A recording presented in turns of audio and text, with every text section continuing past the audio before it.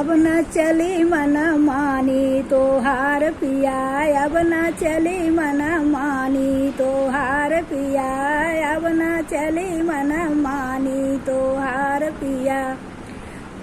में भी एक डिग्री लेके आए, में भी एक डिग्री लेके आए, तू भरावे लगा पानी हमार पिया, तू भरावे लगा पानी हमार पिया।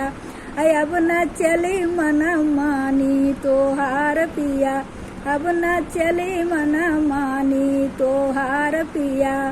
सासू जेठानी हो बोली बोले, सासू जेठानी हो बोली बोले, अपने बने अफसरानी हमार पिया, अपने बने अफसरानी हमार पिया। अब न चली मन मानी तोहार पिया, अब न चली मन मानी तोहार पिया, अब न चली मन मानी तोहार पिया।